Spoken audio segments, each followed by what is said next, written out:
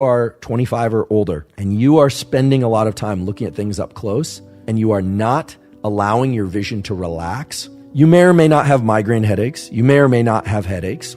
You might have sleep problems because they're not viewing sunlight early in the day. Challenges with your eyesight getting worse as you age, or even in young people, there's an epidemic of myopia. If your behaviors around vision aren't right, you cannot expect to have good, healthy eyesight for a long time, meaning throughout your lifespan. And if your vision is already poor, many of these things that I'm talking about today, perhaps all of them, will improve your vision to some degree. And if your vision is starting to go, then doing these behaviors is likely to really enhance the quality of the vision that you will build and maintain over time. It's actually not going to solve the problem just to look up from your computer screen. You need to go to a window, you need to look out at a distance. Ideally, you would even open the window because those windows actually filter out a lot of the blue light that you want during the daytime, a lot of the sunlight. It's actually 50 times less gets through. You want to get out onto a balcony. You want to relax your eyes and look out at the horizon. You want to go into what's called panoramic vision and let your vision expand. You want this lens mechanism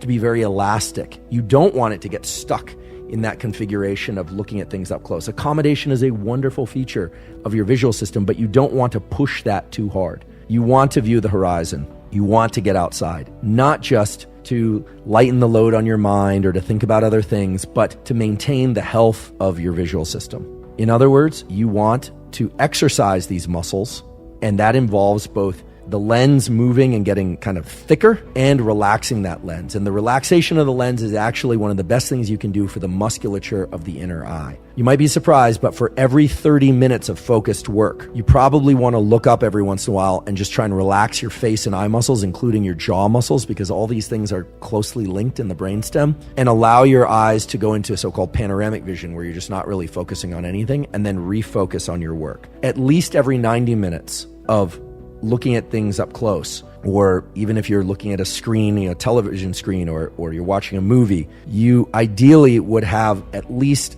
20, probably more like 30 minutes of being outside, ideally, but if you can't be outside, of up close vision. Now, you might say, that's impossible. How am I supposed to do that? I'm in an office or I'm in a building. Get to a window, get outside if you can do it safely, get onto a balcony, and just let your eyes relax.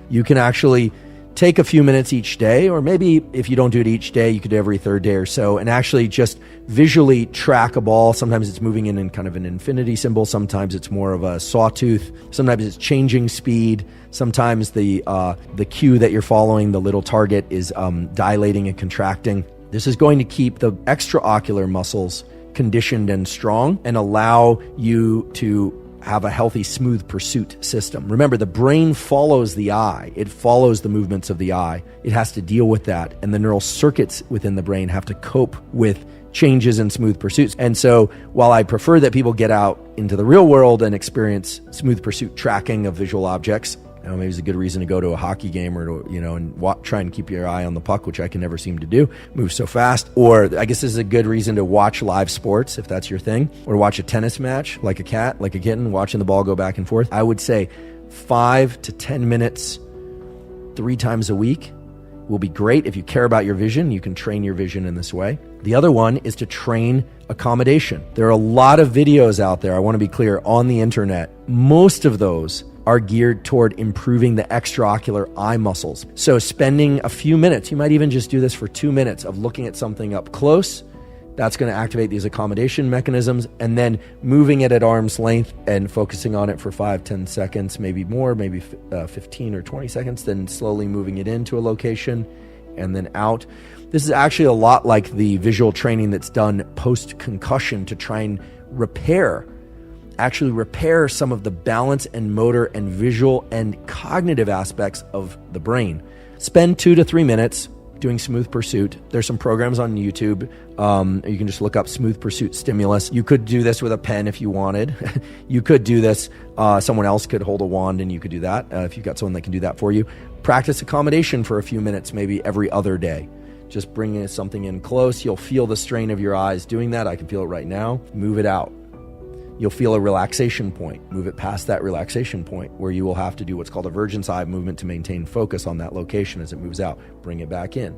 It's worth doing. it's really worth preserving your vision. And again, if you're a young person, this is great because then you can actually build an extra strong visual system using all the tools that we're describing.